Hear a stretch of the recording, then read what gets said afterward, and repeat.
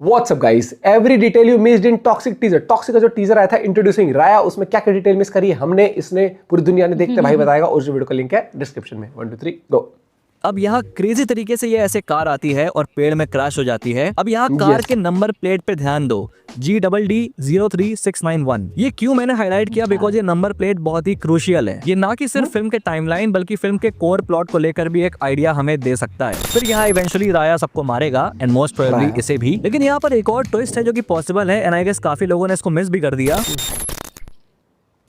So this movie is directed by Geetu Mohandas, a female director जो इस तरह के सीन को अपने फिल्म में इंक्लूड करती हैं। अब मैं सिर्फ ये सोच रहा हूँ कि ये जो फेमिनिज्म वाली हैं, ये अब संदीप रेड्डी वांगा को किस बात पे गाली देंगी। Hyper masculine much. 3 years after the KGF phenomenon, rocking star Yash is back and god damn I mean जो लास्ट इमेज यश की ऑडियंस के दिमाग में थी वो ऑपरेट उसी एरिया में कर रहे हैं इस बार भी। Gangs, swagger, elevation. लेकिन जो अप्रोच है उसी एरिया में इस बार का, that will make Toxic different. जहाँ KGF was raw and gritty and एक कंप्लीटली मासी कैटेगरी में फॉल करती है, वही Toxic goes into the neo noir style gangster flick जो सब्सटेंस वाइज भी हमें एक डिटेल्ड आउटपुट दे सकती है। बहुत साल पहले KGF और पीकी ब्लाइंडर्स में जबरदस्त सेक्स हुआ।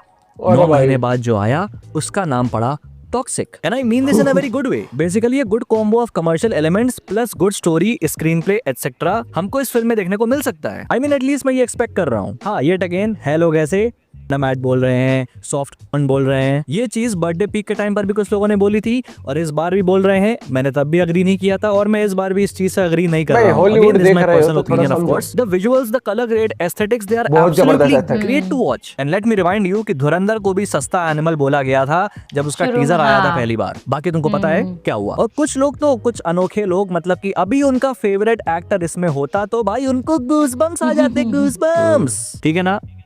You get it. You at this point don't need to take any word from such people. Their opinion should not matter to you at all. खुद ओपिनियन फॉर्म करो और इतना early सिर्फ एक teaser से जज करना अभी सही नहीं होगा। मैं भी नहीं जज करने वाला। अभी अगर प्रेजेंट की बात करूं तो सो फार जो ये ग्लिम्स है ये मुझे अच्छा लगा, स्पेशली द विजुअल्स बहुत बेहतरीन। अब थोड़ा सा इन डिटेल चलते हैं इसके ऊपर, because there is more in the box than it looks. तो एक एक करके उन सारी डिटेल्स के ऊपर बात करेंगे जो आपने यहाँ पर मिस करी एंड काफी कुछ इंटरेस्टिंग चीजें भी हैं इस वीडियो में, तो स्टे ट्यून्ड।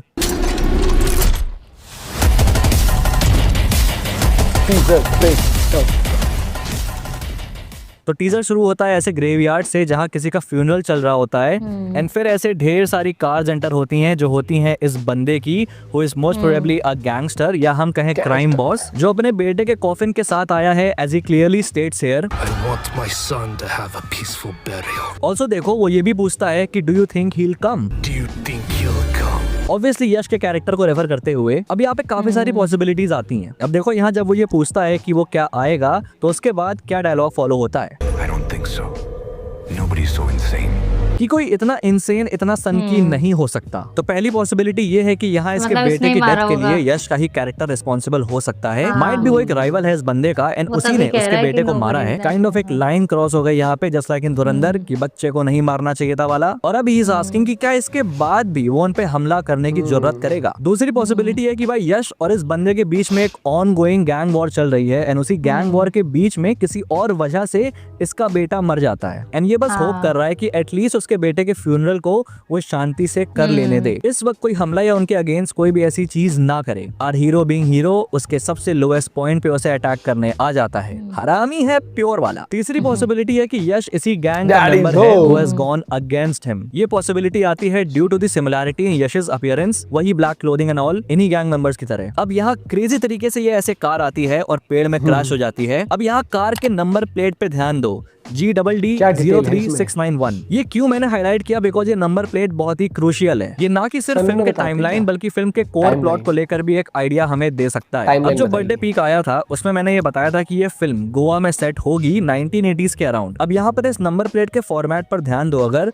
तो 3 अल्फाबेट्स हैं, जबकि इंडियन कार की नंबर प्लेट्स में 2 अल्फाबेट्स होते हैं। लेकिन ये चीज 1988 के मोटर व्हीकल्स एक्ट के बाद हुआ, जहाँ पर ये रूल आया कि अब जो व्हीकल नंबर प्लेट्स हैं उसमें सिर्फ 2 अल्फाबेट्स का कॉम्बिनेशन यूज होगा। लेकिन इस एक्ट से पहले जो नंबर प्लेट्स थी उसमें 3 अल्फाबेट्स का कॉम्बिनेशन भी यूज होता था, जैसा कि हम यहाँ पर देख सकते हैं। विच मीन्स पहला पॉइंट कंफर्म हो गया कि जो स्टोरी है वो 1970s से 1980s के बीच में सेट हो सकती है। इवन थोड़ी और कंफर्मेशन के लिए वेपन्स पे गौर करो जो 1960s से 1990s के बीच के मॉडल्स हैं एंड सबके ही पास हैं, इंडिकेटिंग दैट टाइमलाइन। दूसरा मैंने प्रिज्यूम किया था कि लोकेशन जो कि है गोवा। अब इस नंबर प्लेट में जो ये जीडी है ये कोड है गोवा और दमन दियो के व्हीकल के नंबर प्लेट्स का। स्पेसिफिकली जो प्राइवेट व्हीकल्स हैं उनके लिए फॉर्मेट यूज होता था, अब नहीं यूज होता, ये ऑब्सोलीट हो चुका है। तो लोकेशन भी कंफर्म हो गई गोवा। अब तुम सोच रहे होगे कि भाई गोवा में इतने फॉरेनर्स कैसे, इंडियन गैंगस्टर्स क्यों नहीं? तो ये मैंने ऑलरेडी एक्सप्लेन किया हुआ है अपने टॉक्सिक के बर्थडे पीक वीडियो में। फिर से यहाँ ब्रीफली बताता हूँ कि 1947 में इंडिया के आजाद होने के बाद गोवा तब भी पोर्तुगीज के रूल में था एंड 1961 में जाके लिबरेट हुआ एंड इस टाइम पीरियड में गोवा में एक अच्छी खासी फॉरेन पॉपुलेशन सेटल हो चुकी थी। अब जैसा मैंने बताया कि हमें यहाँ पर इस चीज से आइडिया मिल सकता है कि भाई टॉक्सिक का कोर कॉन्फ्लिक्ट क्या हो सकता है। अब पोर्तुगीज से आजादी के बाद गोवा में एक और चीज का राइज दिखा और वो था द कसिनो माफिया। 1992 तक गोवा में कसिनोज वर इलीगल, तो उससे पहले तक इसको कुछ ग्रुप्स ऑपरेट करते थे विच वर द कसिनो माफिया और इसमें मोस्टली रशियंस, इजरायलीज और अफ्रीकन होते थे। यहाँ इस बंदे का एक्सेंट भी देखो, Russian. So you get the idea. And Russians भी वाइडली क्रिश्चियनिटी को फॉलो करते हैं, तो इसलिए हम यहाँ पर ये फ्यूनरल देख सकते हैं। तो ये भी एक कसिनो माफिया के ग्रुप का लीडर हो सकता है। टॉक्सिक के बर्थडे पीक में भी कसिनो था एंड जो पोस्टर्स आए हैं उसमें भी कसिनो एक मेजर हाईलाइट है अगर तुम बैकग्राउंड में नोटिस करो तो, which makes it highly possible कि टॉक्सिक भी कसिनो माफिया के प्लॉट के अराउंड रिवॉल्व कर सकता है, जहां पर जो यश का कैरेक्टर है वो इस कसिनो माफिया का राजा बनना चाहता है। Theory. Also this number 691, since यहाँ क्रिश्चियनिटी का थीम प्रेवलेंट है तो हम बिब्लिकल रेफरेंस ही लेंगे, जहां जो नंबर 691 है जो कि हेब्रियू वर्ड H691 के अकॉर्डेंस में आता है, जिसका मतलब है हीरो या द वेलिएंट वन, मतलब कि बहादुर, हिम्मती। तो यहाँ पर कार क्रैश होती है and this guy ask what the fuck is going on.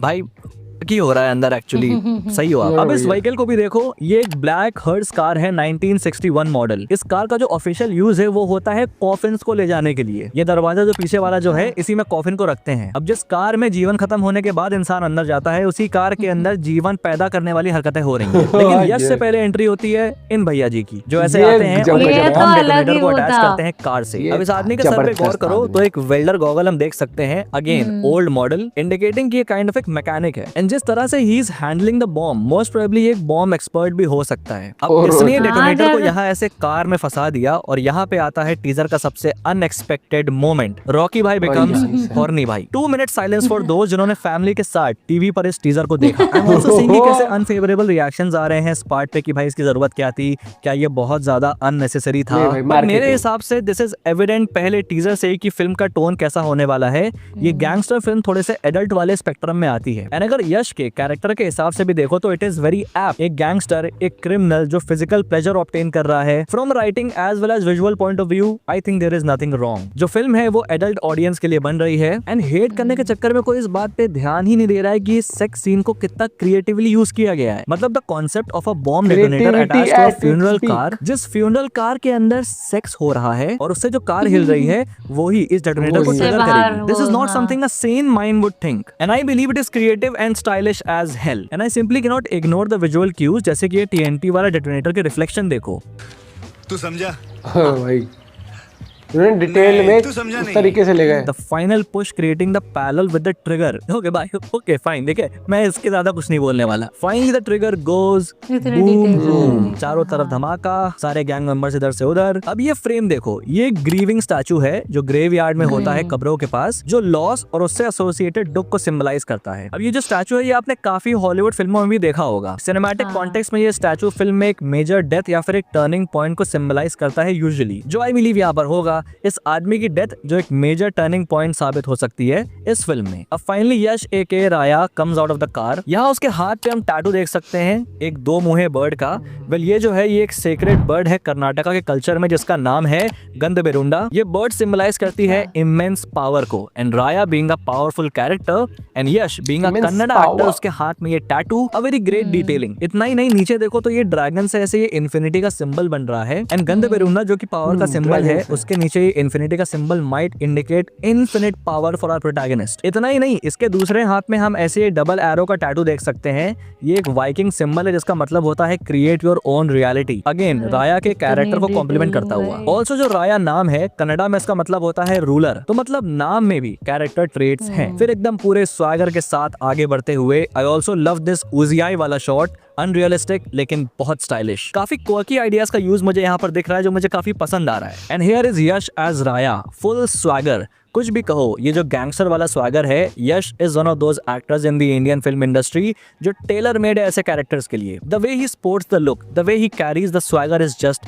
Chefs kiss. फिर यहाँ इवेंचुअली राया सबको मारेगा एंड मोस्ट प्रोबेबली इसे भी। लेकिन यहाँ पर एक और ट्विस्ट है जो कि पॉसिबल है एंड आई गेस काफी लोगों ने इसको मिस भी कर दिया। अब यहाँ गौर करो, ये कार्स और ये गैंग का ड्रेस कोड। अब जो हुमा कुरैशी वाला पोस्टर आया था उसमें गौर करो तो पीछे हम ग्रेवयार्ड देख सकते हैं, जो आई बिलीव ये सेम ग्रेवयार्ड है। एंड हुमा कुरैशी के पास जो कार खड़ी है वो सिमिलर है इन कार से। एंड उसे कैरेक्टर का नाम भी एलिजाबेथ है। एंड यहाँ पे जो मॉब बॉस है वो भी एक फॉरेनर ही है, दैट इज अ रशियन। तो हाईली पॉसिबल है कि एलिजाबेथ इसी गैंग से एसोसिएटेड हो, माइट भी इस मॉब बॉस की बीवी हो सकती है। एंड जैसा स्पेकुलेट किया जा रहा है कि जो हुमा कुरैशी है वो इस फिल्म में एक विलन होने वाली है, तो माइट भी यही वो रीजन हो कि यश एके राया ने यहाँ इस मॉब बॉस को मार दिया और अब एलिजाबेथ लेगी उससे बदला और एक स्ट्रॉन्ग फीमेल प्रोटैगनिस्ट के तौर पे हमारे सामने आएंगी। ऑल्सो द लास्ट फ्रेम जहाँ पर ये डेट आती है, यहाँ पर इस स्टैचू पे ध्यान दो। ये स्टैचू है अजराइल का, द एंजल ऑफ डेथ, जिसका रिप्रेजेंटेशन राया होने वाला है इस फिल्म में। तो यहाँ पर खत्म होती है ब्रेकडाउन वीडियो।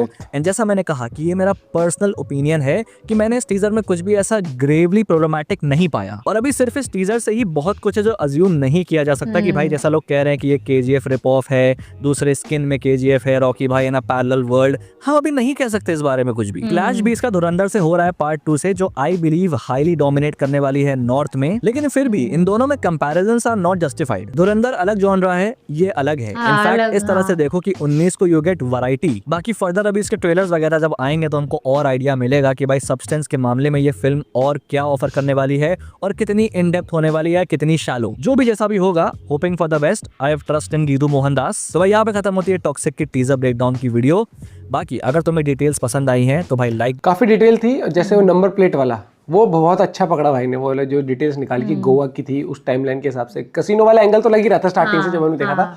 और यहाँ पर पुराने टाइम की जो गाड़ियां वगैरह, वो ये तो लग रहा था कि पुराने क्रिएटिविटी बड़ी अच्छी रही है। और देखो गैंग वॉर मूवीज जो होती है, जैसे आप जिसने पीकी ब्लाइंडर्स देखा होगा, मैंने पूरा नहीं देखा, मैंने थोड़ा सा देखा पीकी ब्लाइंडर्स, तो कुछ लोगों का टेस्ट होता है इस टाइप के सिनेमा में, गैंगस्टर वाला, माफिया वाला। जैसे अब समझ सकते हो, जैसे सलार, केजीएफ जिन्होंने देखी उनका टेस्ट अगर उसमें है तो ये मूवी पसंद आने वाली है। अगर इसकी स्टोरी बहुत जबरदस्त आ गई और स्टोरी का आपको थोड़ा सा बेटर आइडिया मिल जाएगा, थोड़ा ट्रेलर भी आ जाएगा जब।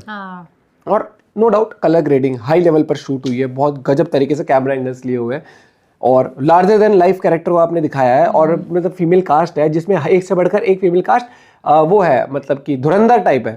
मतलब वो आपने कहते हैं कि खूंखार, वो चीजें होने वाली। तो ट्विस्ट एंड टर्न्स बहुत होंगे, रिवेंज वाले प्लॉट पर चलने वाली है मूवी और आई एम एक्साइटेड। बाकी डिटेल्स बहुत बढ़िया थी, लेकिन वही वाली बात है, अभी ट्रेलर आएगा तो और कहानी के बारे में हम डिटेल्स निकाल पाएंगे। Bye, take care.